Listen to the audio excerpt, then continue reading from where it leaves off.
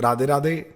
कुंज बिहारी श्री हरदास आज हम सभी कार्तिक मास महात्म्य की संपूर्ण कथा के अंतर्गत 33वें एवं 34वें अध्याय की कथा का श्रवण करेंगे।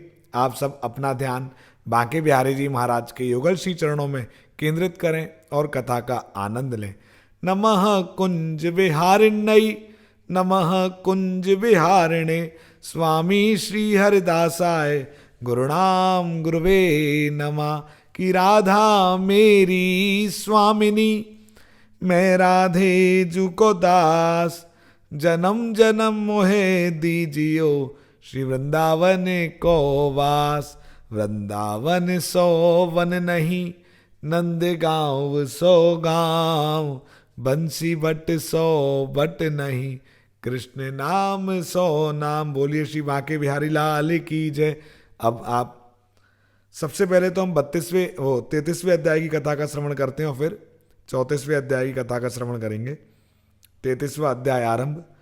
सूत जी ने कहा, इस प्रकार अपनी अत्यंत प्रिय सत्यभामा को यह कथा सुनाकर भगवान श्री कृष्ण संध्या उपासना करने के लिए माता के घर में गए। यह कार्तिक मास का व्रत भगवान विष्णु को अति प्रिय है तथा भक्ति प्रदान करने वाला है। रात्रि जागरण, प्रातःकाल का स्नान, तुलसी वट का सिंचन, उद्यापन, दीपदान, यह 5 कर्म भगवान विष्णु को प्रसन्न करने वाले हैं, इसलिए इनका पालन अवश्य करना चाहिए।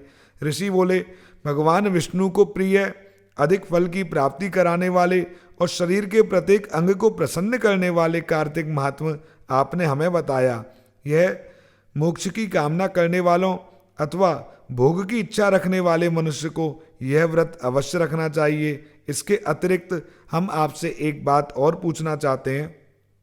यदि कार्तिक मास का व्रत करने वाला मनुष्य किसी संकट में फंस जाए या वह किसी ऐसे वन में हो जहाँ पर कोई मंदिर ना हो, तब उसे किस प्रकार अपना व्रत रखना चाहिए? क्योंकि कार्तिक व्रत भगवान विष्णु को अत्यंत प्रिय है और इसे करने से मुक्ति एवं भक्ति प्राप्त होती है, इसलिए इसे छोड़ना नहीं चाहिए। सूत जी ने इसका उत्तर देते हुए कहा, यदि कार्तिक का व्रत करने वाला मनुष्य किसी संकट में फंस जाए तो वह हिम्मत करके भगवान शंकर या भगवान विष्णु के मंदिर में जो भी पास हो उसमें जाकर रात्रि जागरण करे।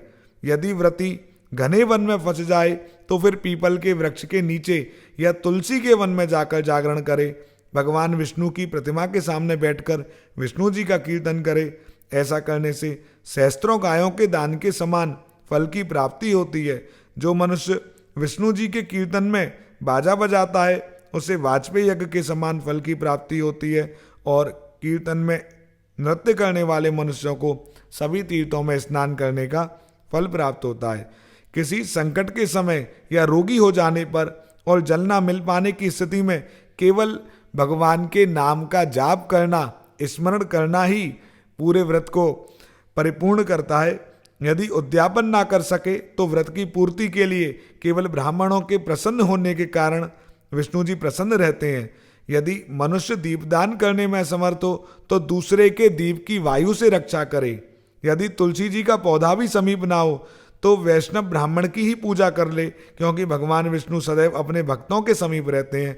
इन सब के ना होने पर कार्तिक का व्रत करने वाला मनुष्य ब्राह्मण, गऊ, पीपल और वट वृक्ष की श्रद्धापूर्वक सेवा करे।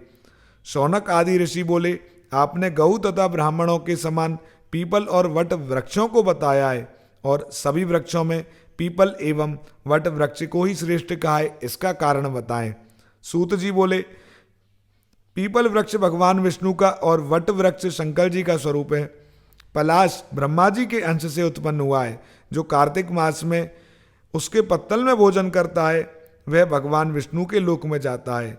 जो इन वृक्षों की पूजा, सेवा, दर्शन करते हैं उनके सभी पाप नष्ट हो जाते हैं। ऋषियों ने पूछा, हे प्रभु, हम लोगों के मन में एक शंका है, ब्रह्मा विष्णु शंकर वृक्ष स्वरूप क्यों हुए? इस शंका का निवारण कीजिए। तब सूत जी बोले, प्राचीन काल में भगवान शिव तथा माता पार्वती विहार कर रहे थे। उस समय उनके विहार में विघ्न उपस्थित करने के उद्देश्य से अग्निदेव ब्राह्मण का रूप धारण करके वहां पहुंचे। विहार के आनंद के वशीभूत हो जाने के कारण कुपित होकर माता पार्वती ने सभी देवताओं को श्राप दिया। माता पार्वती ने कहा, हे देवताओं, विषय सुख से कीट पतंगे तक अनविज्ञ नहीं है। आप लोगों ने देवता होकर भी इसमें विघ्न उपस्थित किया है, इसलिए आप सभी वृक्ष बन जाओ। सूत जी बोले, इस प्रकार कुपित पार्वती जी के श्राप के कारण सभी देवता वृक्ष बन गए। यही कारण है कि भगवान विष्णु पीपल, शंकर जी वट वृक्ष हो गए। इसलिए भगवान विष्णु का शनिदेव के साथ योग होने के कारण केवल शनिवार को ही पीपल की पूजा करनी चाहिए और अन्य किसी दिन नहीं। अब हम 34वें अध्याय की कथा का भी श्रवण करते हैं। ऋषियों ने कहा, हे सूत जी, आपने पीपल के वृक्ष की शनिवार के अलावा सप्ताह के अन्य दिनों में पूजा क्यों नहीं बताई?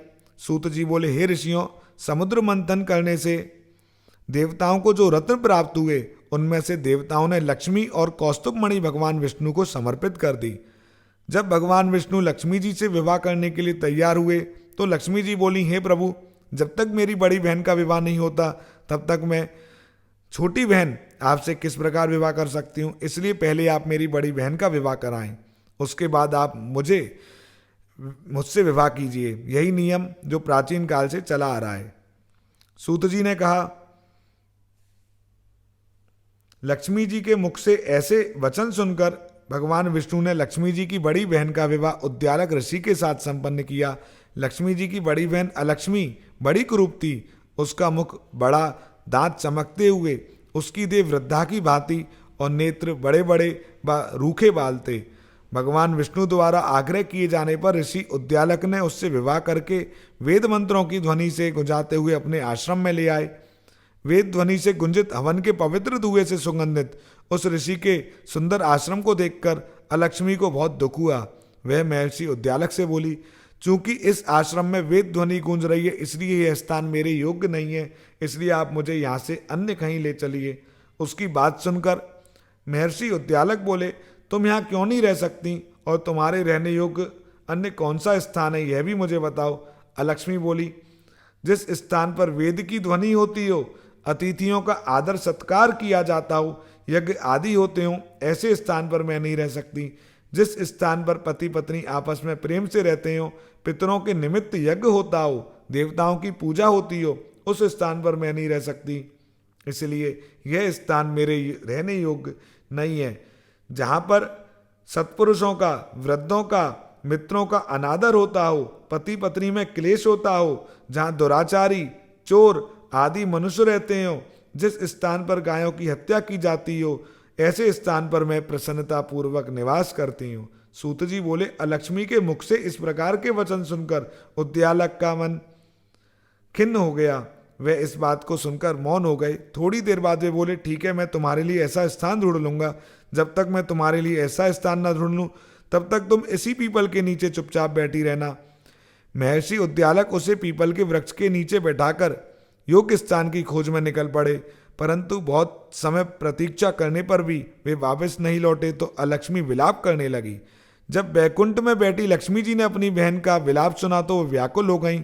वे दुखी होकर भगवान विष्णु से बोली, हे प्रभु, मेरी बड़ी बहन पति द्वारा त्यागे जाने पर बहुत दुखी है। यदि मैं आपकी प्रिय पत्नी हूँ तो आप उसे आश्वासन देने के लिए उसके पास चलिए। लक्ष्मी जी की प्रार्थना सुनकर भगवान विष्णु लक्ष्मी जी के साथ पीपल के वृक्ष के पास गए।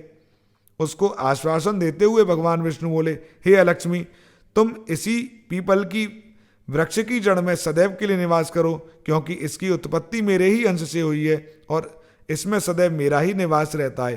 प्रत्येक वर्ष गृहस्थ लोग तुम्हारी पूजा करेंगे और उन्हीं के घर में तुम्हारी छोटी बहन का वास होगा। स्त्रियों को तुम्हारी पूजा विभिन्न उपहारों से करनी चाहिए, मनुष्यों को पुष्प, धूप, दीप आदि से करनी चाहिए। सूत जी बोले, ऋषियों, मैंने आपको भगवान श्री कृष्ण, सत्यभामा तथा राजा प्रतु एवं नारद जी का संवाद सुना दिया है, जिसे सुनने से ही मनुष्य के समस्त पापों का नाश होता है और अंत में वैकुंठ को प्राप्त करता है। यदि अब भी आप लोग कुछ पूछना चाहते हैं तो अवश्य पूछिए, मैं उसे अवश्य कहूँगा। सूत जी के वचन सुनकर शौनक आदि ऋषि थोड़ी देर प्रसन्नचित्त वहीं बैठे रहे। उसके बाद वे लोग बद्री नारायण जी के दर्शन हेतु चल दिए।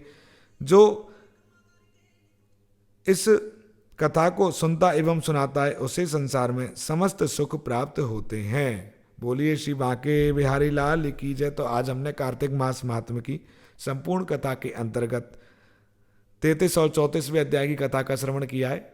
आप सब प्रेम से रहिए। श्री बांके बिहारी जी महाराज की ऐसी मनोकामना आप सभी पर सदैव बरसती रहे।